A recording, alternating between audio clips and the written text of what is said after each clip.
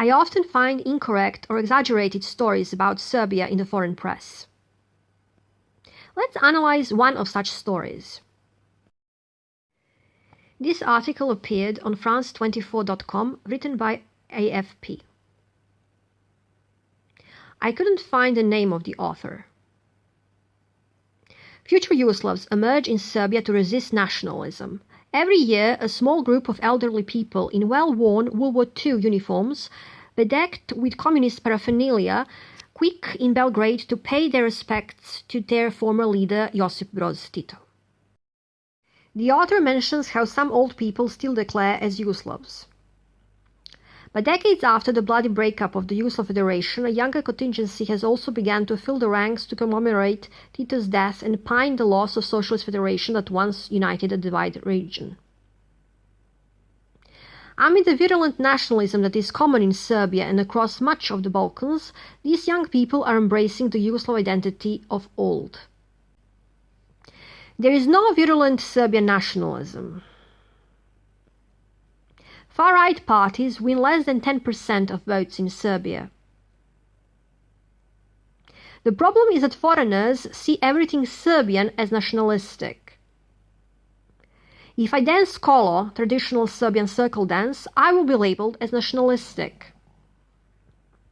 If I play WW1 song, March on the Drina, I will be labeled as nationalistic.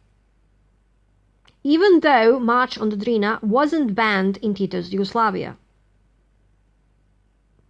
This song played when Ivo Andrić received his Nobel Prize for Literature.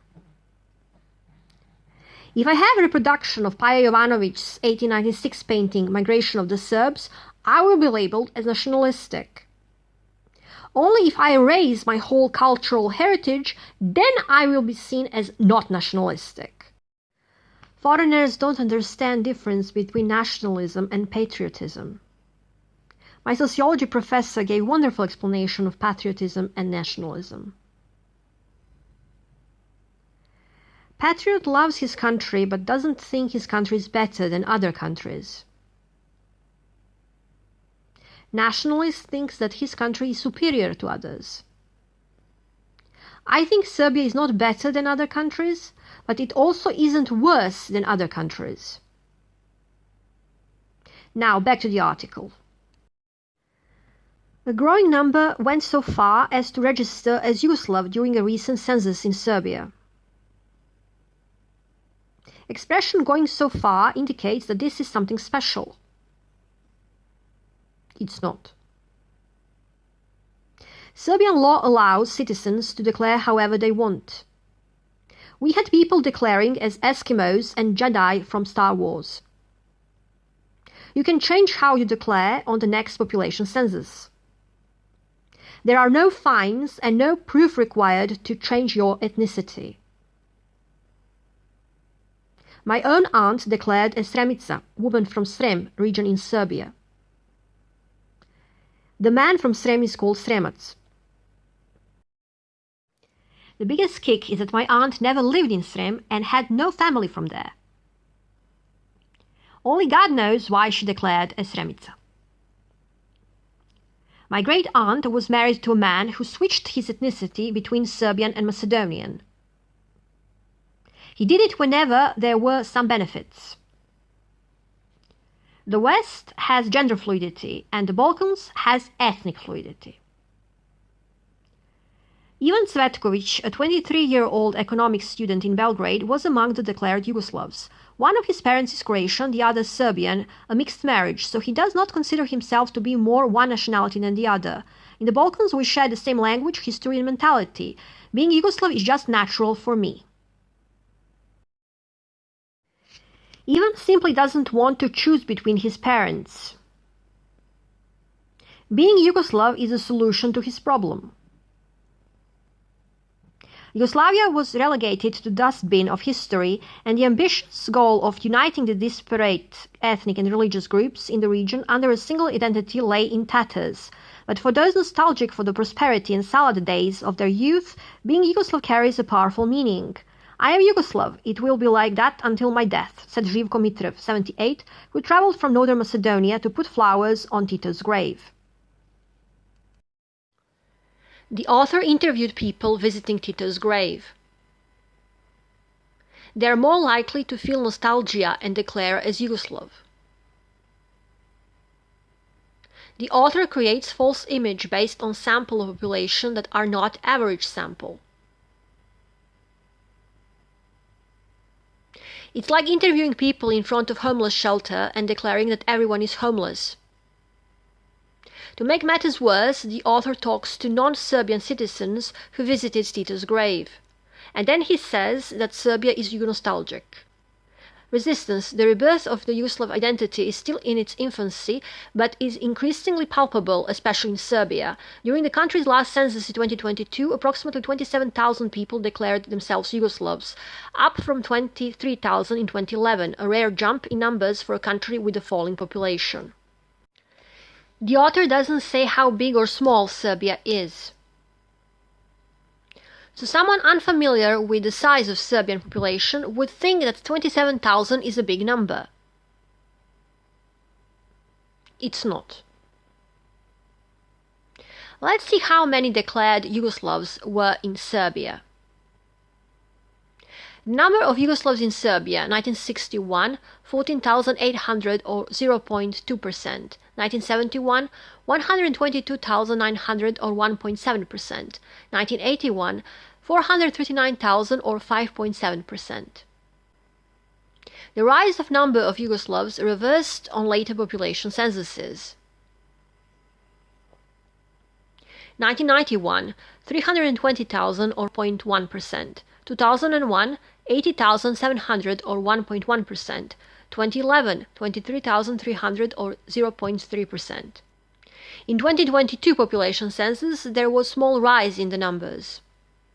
2022, 27,100 or 0.4%. Why was there rise? There are several reasons. Young people from mixed marriages declare as Yugoslav. People from other ex-Yugoslav republics move to Serbia. Pensioners return to Serbia after working abroad because their pensions worth more in Serbia than in their adopted country. There are people who want to be special, edgy, eccentric. They see being Yugoslav as something cool. I think it's weird, but they have right to declare however they want. For many, it is also a form of protest. I see Yugoslavianism as a type of resistance, a more responsible and more natural form of anti-nationalism, Viktor Ivančić, a prominent journalist from Croatia, told local media. The author uses Croat journalists from Croatia to prove that Serbia has been adopting Yugoslav identity. In Serbia, authorities recognize around 20 ethnic minorities. This entitles the communities with public funding to help preserve their culture, along with certain electoral advantages at the ballot box. What is he talking about? Ethnic groups in Serbia can get status of ethnic minority. Extremely small ethnic groups will not get this status. The state gives money to ethnic minorities so they can publish books and magazines in their language, open museums, have schools. Ethnic minorities also can have their own political parties that have lower threshold to enter parliament. Fun fact, you don't have to belong to a certain ethnic group to start political party in the name of that ethnic group. Some ethnic Serbs started their own parties under the disguise of minorities. By the way, Serbia has 100 registered political parties. Some, like the popular Serbian author and radio host Daško Milinović, are hopeful this official status will be extended to the Yugoslavs, who outnumber about half of the official listed minorities. For Milinović, Yugoslavia's dissolution decades ago should stand as no barrier to recognizing the group. The kingdom of Ruthenia died a long time ago, but the Ruthenians still exist. Wallachia has been gone for a while. The Roma, as far as I know, never had a country, but they are still Roma, he told AFP. He is a local celebrity in Novi Sad, second biggest town in Serbia. I've seen this often in foreign press. They claim someone is extremely famous when he/she is not. Over a decade ago, Serbian officials dismissed a formal bid to recognize Yugoslavs, citing a lack of language, alphabet, and literature. Milinovic described the government's response as laughable, saying Yugoslavia had an official language, 2 alphabets, and was home to acclaimed author Ivo Andrić, who won the Nobel Prize for Literature. All nations are invented and represent a political idea. The nation does not exist in a natural state, otherwise bears, birds, and squirrels would have one. There is no Yugoslav language. There are Serbian, Croatian, Bosnian, Montenegrin, Slovenian, and Macedonian. The first 4 are so similar that some scholars see them as one language. I would compare them to British English and American English. Serbian Cyrillic alphabet, called Azbuka, belongs to Serbs alone. We also use Latin alphabet as legacy of Yugoslavia. The 19th century Serbia used predominantly Cyrillic. Serbs who use Cyrillic alphabet today, like me, are also labeled as nationalistic. The situation with literature is interesting. The writer Ivo Andrić was ethnic Croat from Bosnia. He self-declared as Yugoslav. In his case, one could argue that he belongs to Yugoslav literature. Animals might not have nations, but they do have their groups, and they fight each other over territory and dominance. Renewed push for recognition, however, might find a receptive audience, according to one official. As a citizen of this country that upholds liberal beliefs, of course I support this, Tomislav Žigmanov, Serbia's Human and Minority Rights Minister, told AFP. If the community is able to gather 11,000 signatures, or 40% of people who registered as Yugoslavs in the census, then the initiative could potentially be adopted. I wonder why the author failed to mention that Žigmanov is ethnic Croat.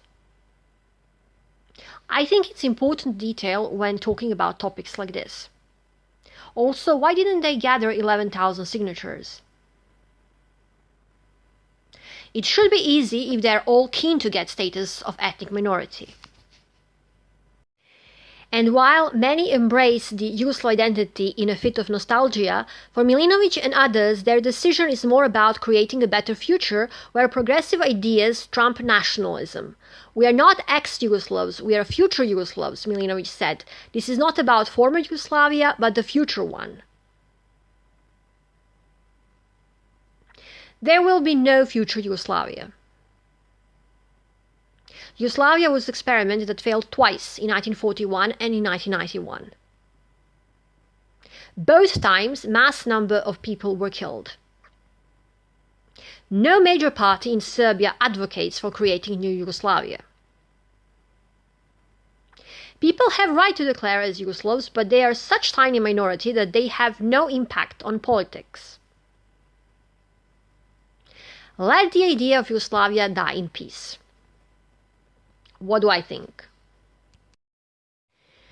In recent years, I have seen several foreign articles and TV segments talking about how Serbs still love Yugoslavia. I wonder who is behind this false narrative.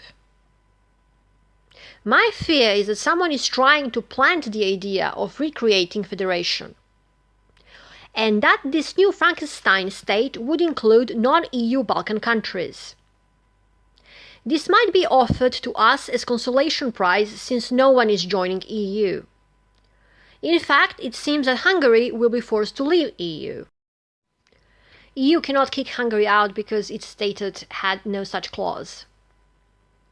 I don't want Serbia to join EU, but I have no problem with other countries joining EU. I am also against federations, confederations, unions of the states, because it always ends with blood and tears.